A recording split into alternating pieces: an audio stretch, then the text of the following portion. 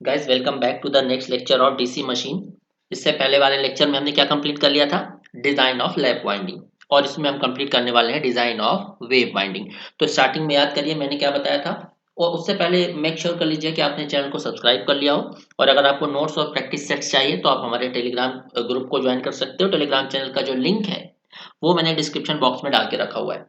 चलिए, तो किसी भी वाइंडिंग को डिजाइन करना है अगर आपको, तो आपको तीन चीजें पहले से पता होती हैं: स्लॉट्स, पोल्स और टाइप ऑफ वाइंडिंग।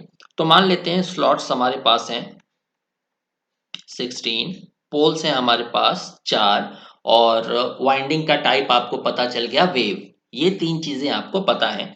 तो चलिए हम डिजाइन करते हैं। स्लॉट्स पर पोल कितना आ जाएगा? Slots per pole 16 divided by 4 is equal to 4। Slot per pole की वैल्यू हमें मिल गई। अब हमें क्या निकालना है? Commutator pitch.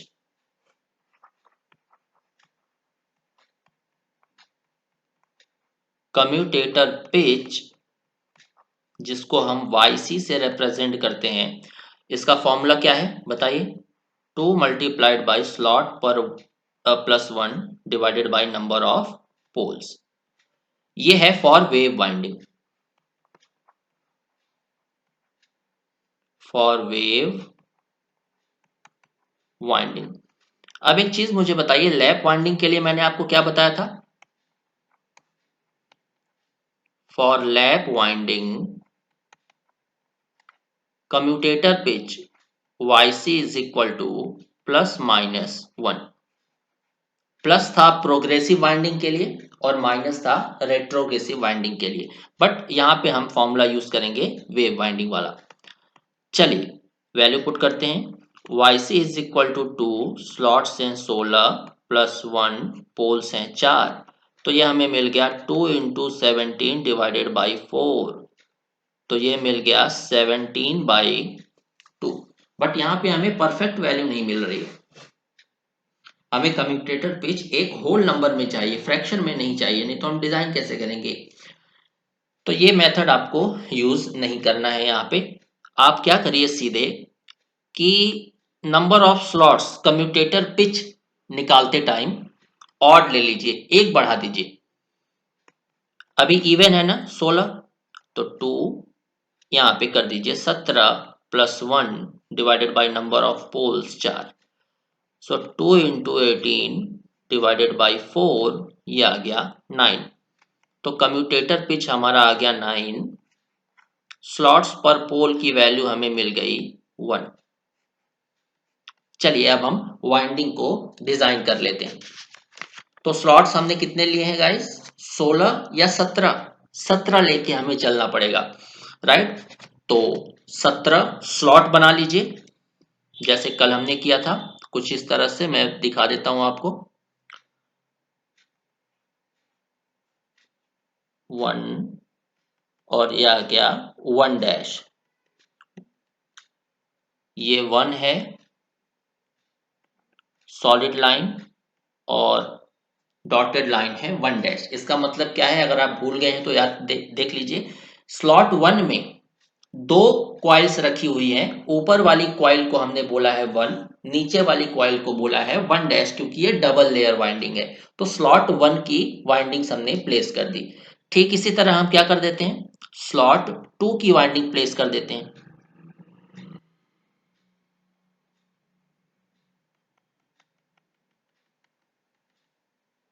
तो ये हो गया हमारा 2 डैश, राइट? इसी तरह हम 17 तक बनाते हैं।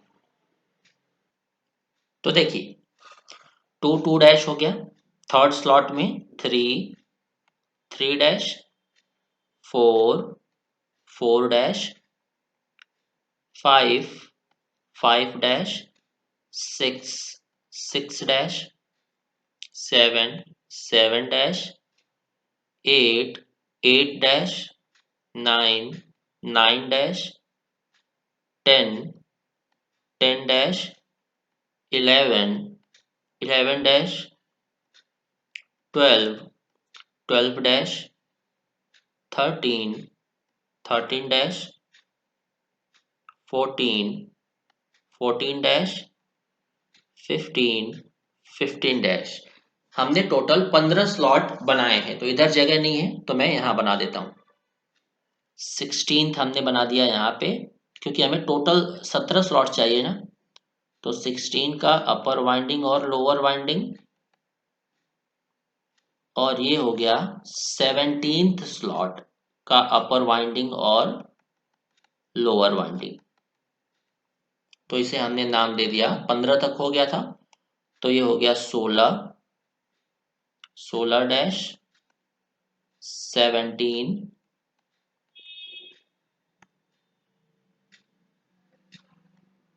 17 डैश। सही है। अब हमें क्या बनाने हैं, नीचे कम्यूटेटर सेगमेंट। कम्यूटेटर सेगमेंट कैसे बनेगा? अब मुझे बताइए, कम्यूटेटर सेगमेंट में टोटल कितने सेगमेंट, कम्यूटेटर में टोटल कितने सेगमेंट होंगे? याद करिए मैंने क्या बताया था कल, number of slots is equal to number of commutator segment. Number of slots कितने हैं? 17। तो कम्यूटेटर सेगमेंट कितने बनने चाहिए? 17। तो 1 2 3 4 5 6 7 8 9 10 11 12 13 14 15 16 एंड 17। इसकी भी नेमिंग कर लीजिए।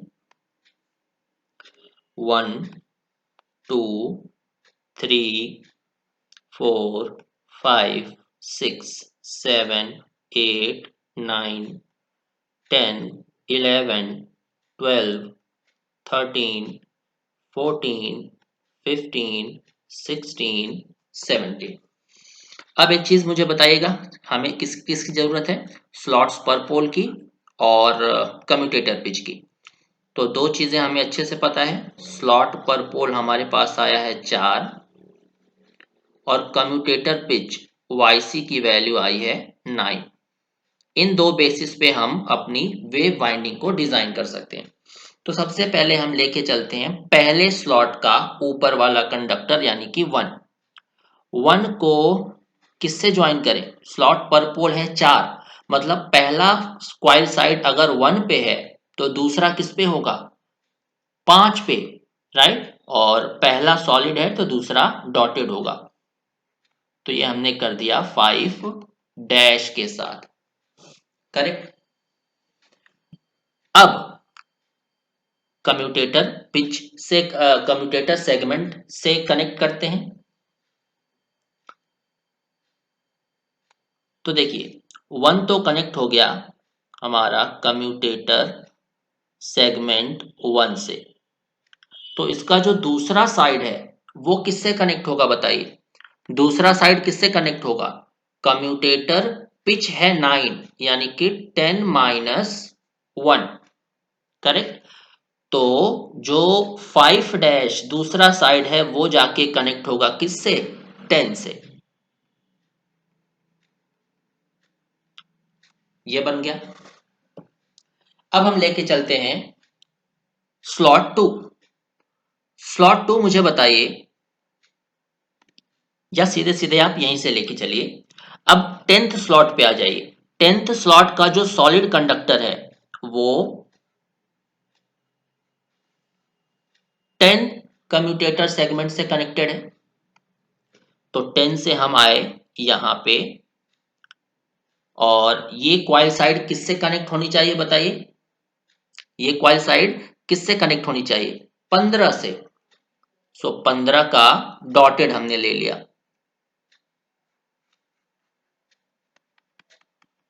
क्योंकि 15 माइनस 10, सॉरी 15 से कैसे कनेक्ट होगी? 14 से कनेक्ट होगी ना। 14 माइनस 10 इज इक्वल टू 4, क्योंकि स्लॉट पर पोल हमारा कितना है? 4। तो ये हमने कनेक्ट कर दिया 14 से। तो अब एक चीज मुझे बताइए, 14 यहां से निकलेगा, इसका एक साइड कौन सा है? 10 10 अगर कनेक्टेड है 10th कम्यूटेटर सेगमेंट से, तो 14 डैश उसका जो दूसरा भाग है वो किससे कनेक्टेड होगा? हमारे पास कम्यूटेटर पिच कितनी है? 9। तो पहला पार्ट अगर 10 से कनेक्टेड है तो 11 1 2 3 4 5 6 7 8 9 2 पे आ रहा है, तो मतलब ये 14 नंबर वाला कहां से कनेक्टेड होगा? 2 से। सही है। अब ये जो 2 है वो डेफिनेटली इस 2 से कनेक्ट होगा, सेकेंड स्लॉट के ऊपर वाली क्वाइल साइड से। अब ये क्वाइल यहां से निकल रही है, तो स्लॉट पर पोल कितना है? 4। तो ये जाके सीधे कनेक्ट हो जाएगा किससे? बताइए। 6 से, क्योंकि 6 माइनस 2 क्या होता है? 4, और स्लॉट पर पोल हमारा है 4। अब यहां 6 डैश से हम निकल रहे हैं, तो 6 डैश किससे कनेक्ट होना चाहिए? बताइए, किस कम्यूटेटर सेगमेंट से? हमने पहला साइड कहां पे कनेक्ट किया है? 2 पे। तो कम्यूटेटर पीछे 9, तो 1 2 3 4 5 6 7 8 9 11 से ये कनेक्ट होगा। ये कनेक्ट कर दिया हमने 11 से। सही है। अब 11 हमारा कनेक्टेड है 11th स्लॉट के ऊपर वाले कंडक्टर से, और दूसरा साइड निकल रहा है जाके कनेक्ट हो जाएगा 15 डैश से, क्योंकि 15 माइनस 11 4, स्लॉट पर पोल हमारा है 4। 15 डैश निकल रहा है बाहर, इसका पहला साइड जो है वो 11 से कनेक्टेड है, तो कम्यूटेटर पीछे 9, तो यहां से 9 जोड़ लीजिए। 1 2 3 4 5 6 7 8 9 थर्ड पे आ रहा है, तो ये आ गया हमारा थर्ड पे। फिर आप एक काम करिए, थर्ड कम्यूटेटर सेगमेंट ऑब्वियस सी बात है कि थर्ड कंडक्टर से जुड़ेगा। थर्ड कंडक्टर का जो टॉप है वो किससे जाके जुड़ जाएगा? 7th स्लॉट में, क्योंकि 7 माइनस 3 4, स्लॉट पर पोल है 4।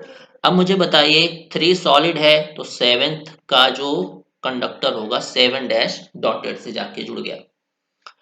अब 7 डैश बाहर निकला, पहला है हमारा 3 पे, तो 1 2 3 4 5 6 7 8 9 जाके किससे जुड़ेगा? ये 12 से, क्योंकि कम्यूटेटर पिच हमारी कितनी है? 9। तो सिमिलरली 12 को जाके 12 से जोड़ दीजिए, यहां से निकला। अब बताइए 4 13 14 15 आगे जाएगा किसमें? 16 में। तो यहां से हमारा कंडक्टर गया 16 के डॉटेड से, करेक्ट।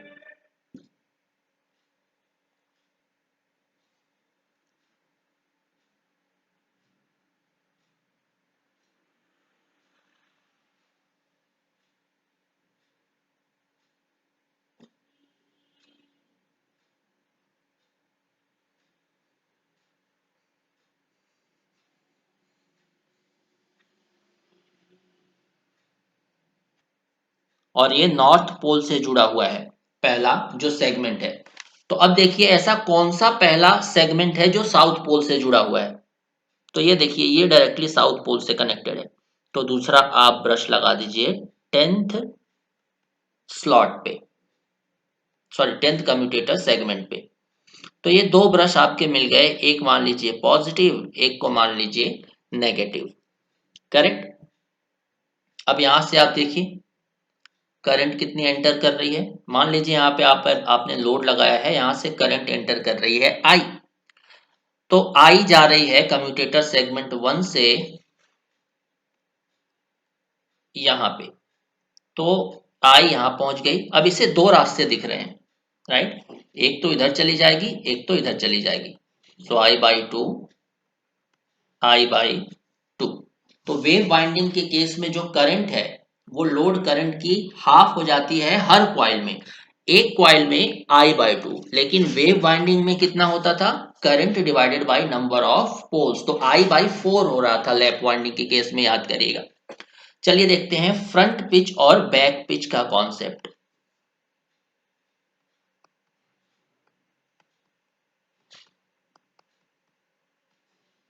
फ्रंट पिच को हम YF से भी रिप्रेजेंट करते हैं। फॉर्मूला क्या था, डेफिनेशन क्या थी, याद है आपको, distance between two coils, distance between two coils connected to same commutator segment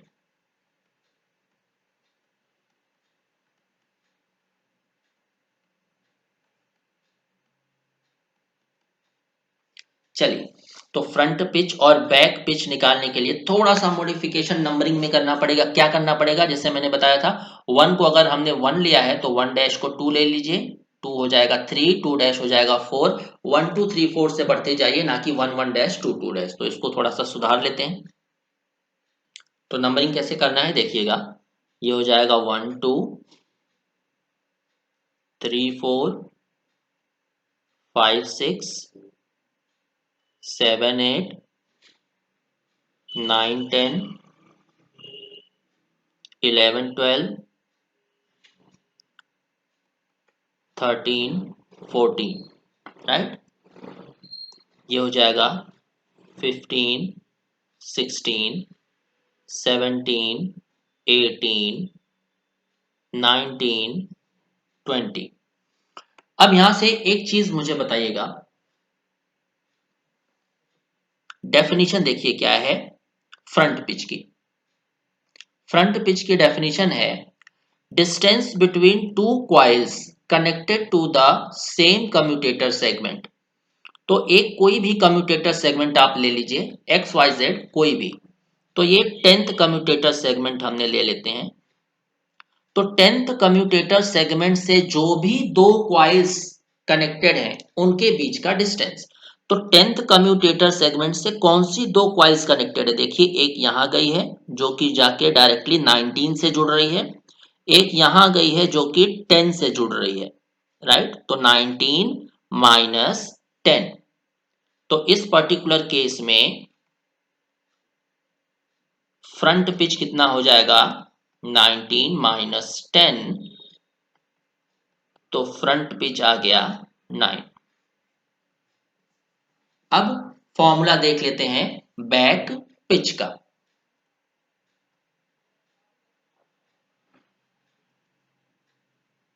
heading डाल लीजिएगा बैक पिच। बैक पिच को हम रिप्रेजेंट कर रहे हैं YB से।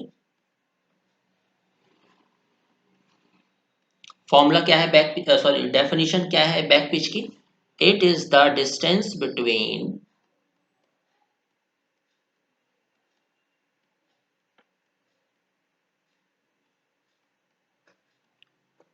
Top and bottom side, sorry top and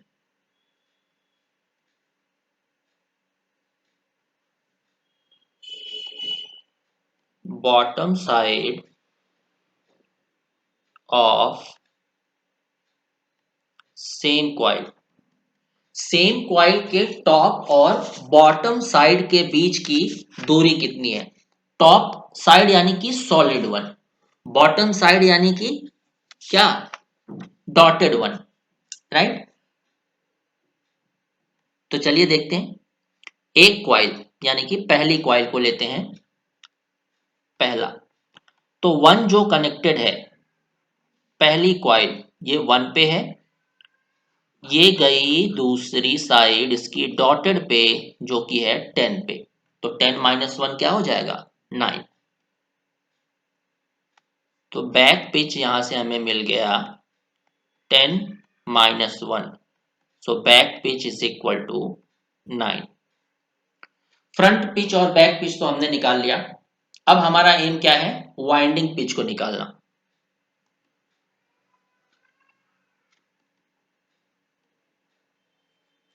winding pitch, जिसको हम रिप्रेजेंट करते हैं KW से।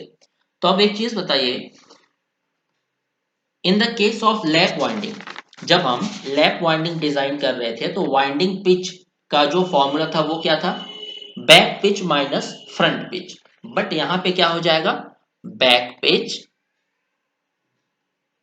Plus front pitch. ये KW नहीं है, ये वाइंडिंग फैक्टर हो जाता है, YW है,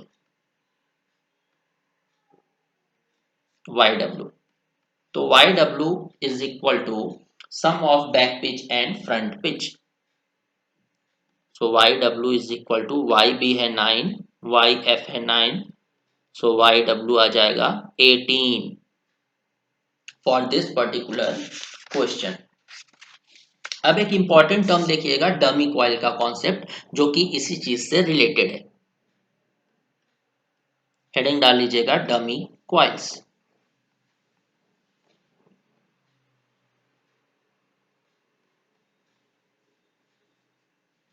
पहला पॉइंट लिखिएगा,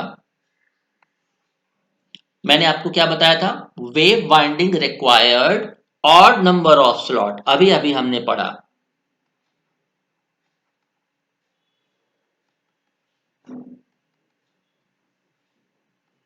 वेव वाइंडिंग के लिए ऑड नंबर ऑफ स्लॉट्स की जरूरत होती है, लैप वाइंडिंग के लिए इवन नंबर ऑफ स्लॉट्स की।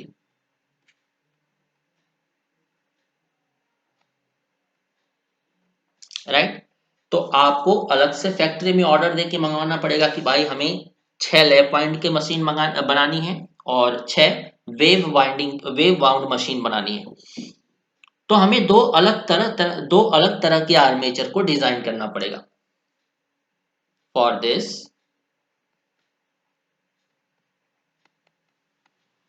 We need to design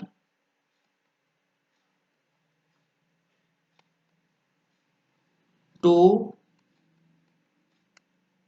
different types of armature, जिसकी वजह से क्या होगा, अगर दो अलग अलग चीजें हमें बनाने के लिए बोली जा रही हैं तो मैन पावर, टाइम, ये सारी चीजें बढ़ेंगी, जिसकी वजह से कॉस्ट हमारा क्या हो जाएगा, इंक्रीज हो जाएगा। तो इस कॉस्ट को कम करने के लिए, to reduce this cost, we make a standard armature of even slot। तो इस इंक्रीज्ड कॉस्ट से बचने के लिए हम क्या करते हैं, एक ही तरह का आर्मेचर बनाते हैं जिसमें इवन स्लॉट होता है। राइट। तो बट हमारे लिए वेव वाइंडिंग में क्या जरूरी था, odd number of slot. But हमने एक स्टैंडर्ड आर्मेचर बनाया जिसमें सभी में इवन स्लॉट है। तो क्या होगा, जब हम वेव वाइंडिंग को डिजाइन करेंगे, सो ऑल स्लॉट्स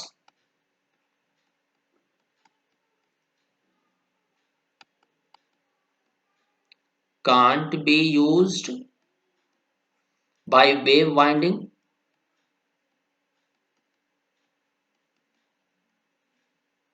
and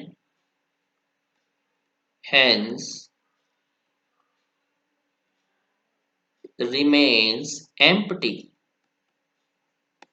तो जब हम वेव वाइंडिंग को डिजाइन कर रहे होंगे तो कुछ स्लॉट्स जो हैं उसके खाली रह जाएंगे, वहां पे वाइंडिंग नहीं पहुंच पाएगी, जैसा कि हमने अभी देखा, क्योंकि जो स्लॉट है वो इवन है और हमें वेव वाइंडिंग में सिर्फ ऑड की जरूरत है। तो कुछ स्लॉट खाली रह जाते हैं, जिसकी वजह से जब मशीन रोटेट करती है तो क्या होता है, मैकेनिकल बैलेंस डिस्टर्ब हो जाता है। which will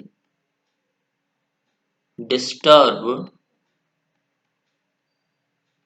the mechanical balance. Mechanical balance of armature.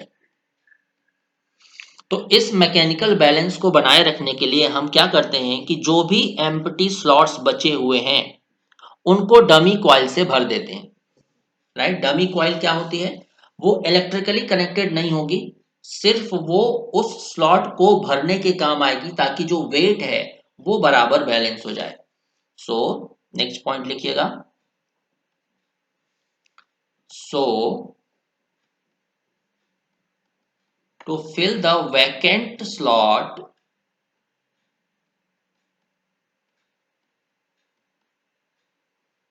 of wave winding,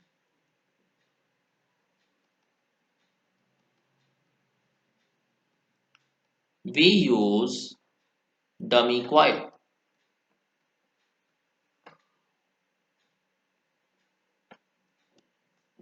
right? But dummy coil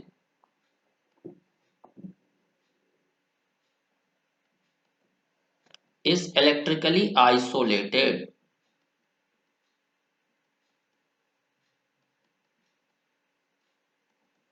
मतलब वो करंट कैरी नहीं करेंगी, करंट उसमें से फ्लो नहीं होगी।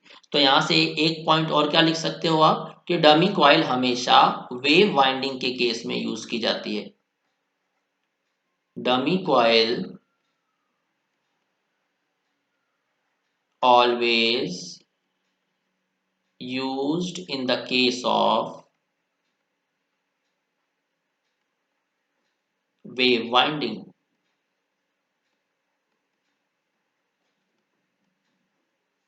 हमेशा जो डमी कॉइल्स है वो वेव वाइंडिंग के केस में यूज किया जाता है। तो अभी के लिए इतना ही, चलिए मिलते हैं हम अपने नेक्स्ट लेक्चर में।